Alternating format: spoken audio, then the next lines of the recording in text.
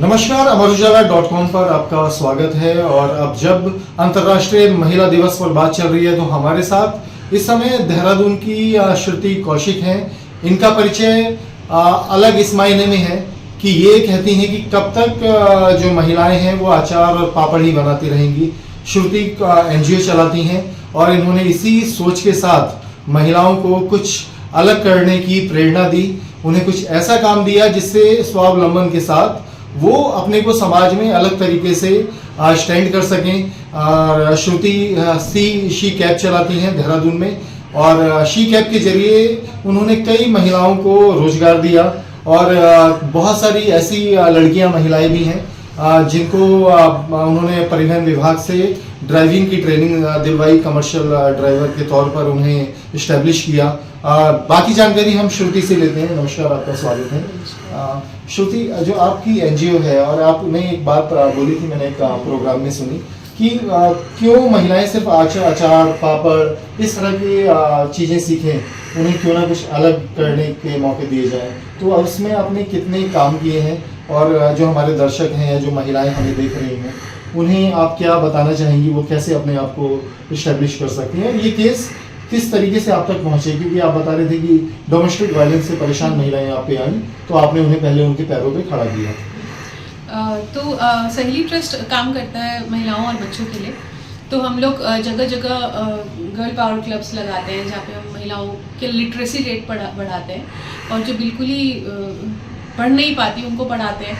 और ऐसे हमारे ग्रुप्स भी हैं जहाँ दादी और पोती साथ मिलके पढ़ते हैं। ऐसे भी ग्रुप्स हैं क्योंकि हम वहाँ पे टाइम लगाते हैं 2 महीना 6 महीना, और हम उनके साथ इंटरेक्ट करते तो हमें उनकी प्रॉब्लम्स पता चलती है। तो प्रॉब्लम्स के साथ साथ हमें ये पता चला कि मेन प्रॉब्लम है कि वो फाइनेंशियली डिपेंडेंट नहीं है और फाइनेंशियली इंडिपेंडेंट नहीं है।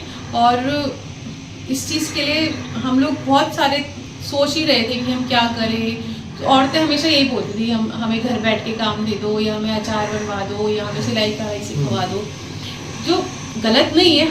हमने किए हैं ये काम, पर हमने ये इस चीज़ से ये जाना है कि बहुत हैंडसम सैलरी नहीं मिलती है, बहुत ज़्यादा इनकम नहीं हो पाती उनसे। और थोड़ा सा मुझे लगता है औरतों को थोड़ा सा समाज देखने की भी ज़रूरत है। और एक स्टीरियोटाइप चलता आ रहा है कि औरत है तो महिला है तो यही करेगी, अचार बनाएगी, पापड़ बनाएगी, सिलाई करेगी, बुनाई करेगी, या ब्यूटिशियन तो ज़्यादा हो गया तो ब्यूटी पार्लर में लग जाएगी। तो हमने सोचा कि क्यों ना ऐसी चीज़ हो जो अर्निंग भी हो और स्टीरियोटाइप भी ब्रेक कर रही है, ग्लास सीलिंग्स भी ब्रेक कर रही है। तो हमने शी कैप को हम एज एन इनिशिएटिव लेकर आए। और साथ साथ 2-4 और ऐसी चीज़ें हैं जो स्टीरियोटाइप्स ब्रेक कर रही हैं और शायद हम आने वाले टाइम पे उसको स्टार्ट भी करें। तो ऐसी ही महिलाएं भी प्रॉब्लम्स बताती रही तो हम लोग बोले शी कैप ट्रेनिंग शुरू करी। कितनी महिलाओं को आप अभी तक ड्राइविंग की ट्रेनिंग दिलवा चुके हैं? अब तक तो अभी लास्ट ईयर हमने 54 वुमेन को ड्राइविंग की ट्रेनिंग दे चुके हैं। उससे पहले भी हम लोग अराउंड 8 से 10 महिलाओं को ड्राइविंग की ट्रेनिंग दे चुके हैं। और उत्तराखंड की पहली महिला कमर्शियल ड्राइवर भी हमने ही ली है, ममता पुजारी है उनका नाम। तो ये जो आपकी कैब सर्विस है शी कैब, ये क्या सिर्फ महिलाओं के लिए है या मतलब ओला उबर की तरह है? क्या कॉन्सेप्ट है कि ये या महिलाओं को लेकर चलती है? ये महिला टैक्सी सर्विस महिलाओं के लिए या फिर उनकी फैमिलीज के लिए। तो कोई सुरक्षा का इशू कभी आया हो या कोई अनुभव ऐसा अच्छा सकारात्मक कोई अनुभव या कोई ऐसी जानकारी आई हो, कभी कोई कंप्लेंट आई हो आपके पास कि महिला ड्राइवरों की किसी तरह की? नहीं, हमारी ड्राइवर्स मतलब कंप्लेंट मतलब उनका जो ड्राइविंग का अनुभव है उसमें कभी कोई ऐसा अनुभव रहा हो कि क्योंकि नया काम है और कभी कोई परेशानी महसूस की हो, या फिर अच्छे अनुभव ही रहे हैं? अच्छे अनुभव ही रहे जी, हमेशा अच्छे रहे हैं। और जब हमारी कोविड की वजह से टैक्सी सर्विस बंद भी हुई थी 2020 में, तो लोग बहुत निराश हुए थे क्योंकि बहुत लोग बहुत ट्रस्ट करके हमें बुलाते हैं। और बहुत सारे सेलिब्रिटीज़ जो देहरादून में आते हैं वो भी पहले ही बुक करके रख लेते हैं कि हम इसी से जाएंगे, भले ही हमारी गाड़ी नॉर्मल है, ऑल्टो K10 है ये, पर फिर भी वो प्रेफर करते हैं कि वो शी कैब से जाएं। शुक्रिया हमसे बातचीत के लिए। हमारे साथ यशोदा भी हैं, बहुत इनकी दिलचस्प इनसे जो हमारी बातचीत हुई इसलिए हम इनसे बात कर रहे हैं ऑन कैमरा। यशोदा आप खुद ही बताएं कैसे ड्राइविंग लाइन में आना हुआ और आपने अच्छी खासी पढ़ाई भी की है। हाँ जी, मैंने तो बहुत मतलब पढ़ाई की है, थोड़ा सा हट के काम करना था इसलिए मैं ड्राइविंग लाइन पे आई हूँ। आपने फैशन डिजाइनिंग किया हुआ हाँ है। जी। फैशन डिजाइनिंग करने के बाद इन्होंने ड्राइविंग को फिलहाल जो है अपना एक पेशा चुना है और हमें इनका परिचय मिला कि जो एक डायलिसिस पेशेंट हैं वो इनको ही बुलाते हैं हमेशा। तो ये पेशेंट को अस्पताल ले जाना, उनका डायलिसिस कराना और स्कूल में भी आप कैब चलाती हैं। हाँ जी।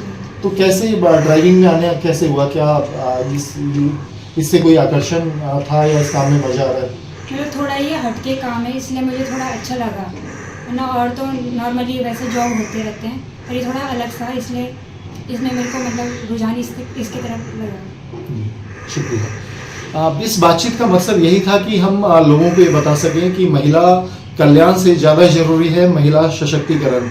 यानी महिलाएं किसी से कम नहीं है, वो काम कर सकती हैं जो आमतौर पर जहां पुरुषों का आधिपत्य रहा है कि ये काम तो पुरुष ही कर सकते हैं। और हम देख रहे हैं कि जैसा श्रुति ने बताया कि 54 महिला ड्राइवर उनके जरिए ट्रेन होकर अलग अलग फील्ड में अलग अलग जगहों पर काम कर रही हैं।